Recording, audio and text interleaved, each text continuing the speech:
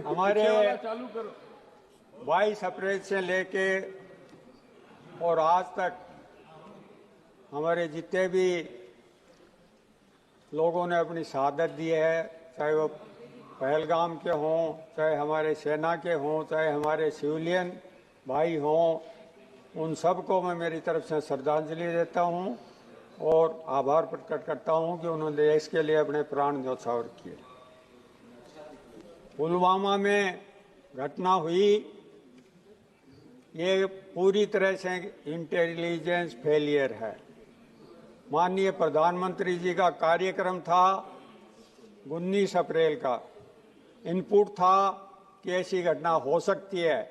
उसके बाद भी चाहे वहाँ जो भी जिम्मेदार थे, उन सब की ये भयंकर भूल थी। और क्योंकि वो केंद्र शासित प्रदेश है, एलजी ने कहा है कि जो भी लैप्सेज रहे हैं उसकी मैं जिम्मेदारी लेता हूं। पर क्योंकि केंद्र शासित प्रदेश है तो आप भारत सरकार एलजी के पीछे छुप के इस घटना से बच नहीं सकती। जो इस घटना की जिम्मेदारी है वो उनको माननी पड़ेगी, तय करनी पड़ेगी। और उसके लिए हमारे समय में ऐसी जब भी कोई घटना हुई तो उस पर एक्शन लिया। यदि कोई मंत्री जिम्मेदार थे तो उनको हटाया, कोई अधिकारी जिम्मेदार थे तो उनके खिलाफ कार्रवाई की। पर यह बहुत दुर्भाग्य की बात है कि इतना समय गुजरने के बाद भी कोई जिम्मेदारी पहलगाम के लिए नहीं निकली। अब आप आइए, हमारी सेना ने पराक्रम दिखाया, हम उसके सामने नतमस्तक हैं। मैं उस राज्य से आता हूं जहां से सबसे ज्यादा सैनिक भारतीय सेना में हैं और उस जिले से आता हूं जिसके सबसे अधिक सैनिक भारतीय सेना में हैं और सबसे अधिक उन्होंने शहादत दी है। चाहे 1947 की लड़ाई हो, चाहे 1965 की लड़ाई हो, चाहे 1971 की लड़ाई हो, चाहे 1999 की लड़ाई हो। और अब भी हमारे गृह मंत्री जी ने कहा, हमारे हिमाचल से आने वाले सदस्य माननीय अनुराग जी ने कहा कि एक भी सैनिक की शहादत नहीं हुई है। मैं जिस जिले से आता हूं उसके सुरेंद्र सिंह की इसी एक्शन में शहादत हुई है। मैं उसको भी श्रद्धांजलि देता हूं, पर मैं इनको भी कहता हूं कि आप भी अपने रिकॉर्ड को दुरुस्त कर लें। मैंने रक्षा मंत्री जी का भाषण सुना, इस सदन में आने के बाद भी सुना, उससे पहले हम जब विधानसभा के सदस्य थे तब भी इलेक्ट्रॉनिक मीडिया पर भी सुनते थे, दूसरे माध्यमों में भी ऐसा नीरस और ऐसा सारहीन भाषण मैंने आदरणीय रक्षा मंत्री जी का कभी नहीं सुना। उन्होंने एक मुलम्मे में अपनी बात पेश की, किसी बात पर क्लियरिटी उन्होंने की नहीं, कोई जिम्मेदारी उन्होंने ली नहीं। उन्होंने कहा कि 65 में लाल बहादुर शास्त्री जी ने काम किया, हमने वो निर्णायक लड़ाई जीती। पर 71 में इंदिरा जी का नाम लेना उन्होंने उचित नहीं समझा। पता नहीं आप लोगों को क्या हो जाता है, नेहरू जी और इंदिरा जी का नाम आते ही आप अपना संतुलन खो देते हैं। इंदिरा जी ने 1971 में एशिया का भूगोल बदल दिया, जो आप आज तक नहीं बदल पाए। और उस समय के जो डॉक्यूमेंट हैं अमेरिका के राष्ट्रपति के और इंदिरा जी के बीच में बात होने के, वो क्लासिफाइड डॉक्यूमेंट थे, वो उनको अब नॉन क्लासिफाइड कर दिया। उसमें उन्होंने कहा निक्सन को कि हम विकासशील देश हैं पर हम अपनी रीढ़ पर खड़े होना जानते हैं और हम खुद लड़ेंगे, हमारा किसी दबाव में आए नहीं। और एक तरफ अब 26 बार आप कभी फौज में गए हैं क्या? उंगली तो कटाई नहीं और मेरे से बात कर रहे हैं। मैं तीसरी पीढ़ी उस परिवार से हूँ जिसकी तीसरी पीढ़ी फौज में है। तो आप बोल आगे क्या देख रहे हैं? आपने इंदिरा जी ने निक्सन को कहा कि हम विकासशील देश हैं, हो सकता है हम धनवान नहीं होंगे, पर हम हमारे रीढ़ की हड्डी पर हमको खड़ा होना आता है, हम लड़ेंगे। और उन्होंने धमकी दी कि हम 7वां बेड़ा भेज देंगे। 7वां बेड़ा हिंद महासागर में आया और उसके बाद 93,000 सैनिकों ने सरेंडर किया और हम वो युद्ध जीते और बांग्लादेश को अलग देश बनाया। आज उसी अमेरिका के राष्ट्रपति जी 26 बार कह रहे हैं युद्ध मैंने रुकवाया, मैंने व्यापार का धमकी दी, मैंने दूसरे तरह की बात करी, और आज अब मैं भाषण दे रहा हूं तो हो सकता है अब भी वो कोई न कोई कह दिए कि हमने रुकवाया। आपके यहाँ सिर्फ एक दिन हमारे विदेश मंत्री जी ने छोटा सा वक्तव्य दिया कि ऐसी कोई बात नहीं है।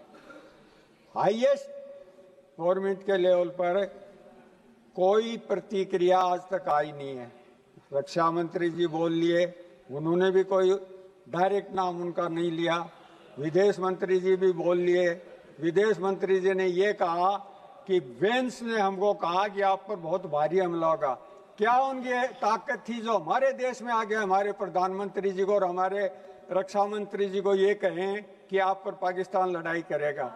क्या आपकी क्या ताकत है उनको, जो हम एक सार्वभौम राष्ट्र हैं जिसको दूसरा देश गाइड करे?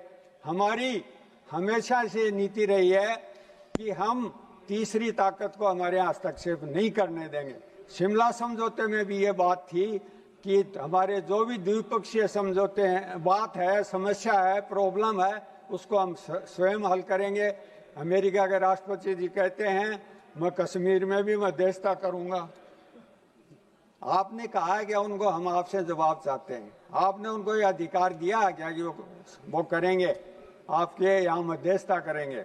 हमारी विदेश नीति थी जो नेहरू जी, फिर आपको तकलीफ होगी नेहरू जी का नाम आते ही, नेहरू जी से लेके चाहे वाजपेयी जी रहे, चाहे मोरारजी देसाई रहे, चाहे देवगौड़ा जी रहे, चाहे इंदिरा गुजराल जी रहे, चाहे चंद्रशेखर जी रहे, चाहे वीपी सिंह जी रहे, सारे वो विदेश नीति हमारी कंटिन्यूटी पर एक चल रही थी। विदेश नीति पर हमारा कोई मतभेद नहीं था। 2013 के बाद आपने ऐसी स्थिति उत्पन्न करी कि हम कहते थे नेबर फर्स्ट, एक भी नेबर हमारे साथ नहीं है, छोटे से छोटा देश। पिछले दिनों 1 साल पहले मालदीव ने हमारी सेनाएं हटा दी वहां से कि सेना आप यहाँ से विड्रॉ करो, और इंडिया आउट का वहां नारा दिया गया। अब प्रधानमंत्री जी वहां जाके आए, आज यहाँ एक सज्जन बोल रहे थे आपके यहाँ से कि मालदीव हमारे पास है, हमारा वो हो गया, पड़ोसी देश आए नहीं। 48 देश है मुस्लिम देश, हमारे टाइम में, इंदिरा जी के टाइम में, यूपीए के टाइम में, और जब भी जो कोई कॉन्फ्लिक्ट हुआ 45 देश हमारे साथ रहे। समाप्त कर कोई रूस हमारे साथ रहा हमेशा, जो हमारा अलाई था, जो हमारे लिए जिन्होंने वो भी किया, वीटो भी किया बार बार।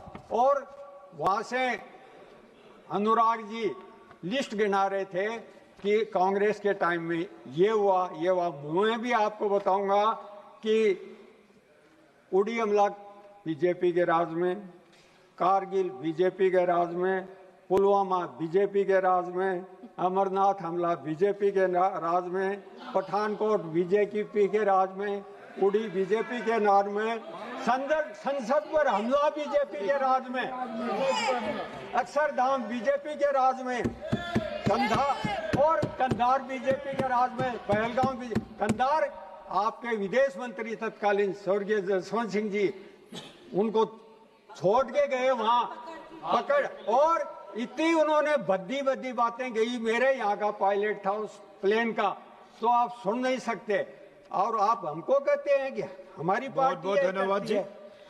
हमारी पार्टी ने आजादी में वो किया, हमारी पार्टी ने देश को बनाया, हमारी पार्टी ने देश के आगे बढ़ाया। आप कहते हैं हम चौथी बड़ी अर्थव्यवस्था, तो क्यों हमारी आर्मी का जर्नल ये कहते हैं कि हम कल के हथियारों से आज नहीं लड़ सकते?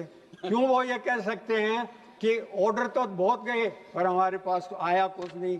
क्यों हमारे जवान तरस्त हैं? आप उनका बजट नहीं बढ़ा रहे, होगी आपकी चौथी इकोनॉमी, फिर आर्मी को तो दो।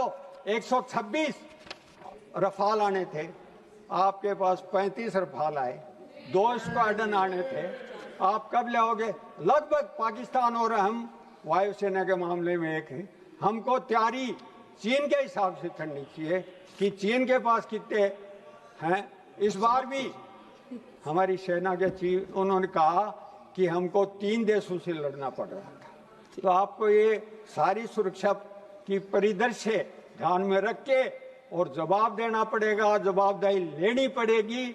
आपको ये नहीं कह सकते ये कांग्रेस ने कर दिया है। अरे आप तो 11 साल से आप हो, क्या कर दिया आपने? 11 साल को एक दशाब्दी है, एक दशाब्दी में तो पता नहीं देश का कितना चेंज हो जाता है।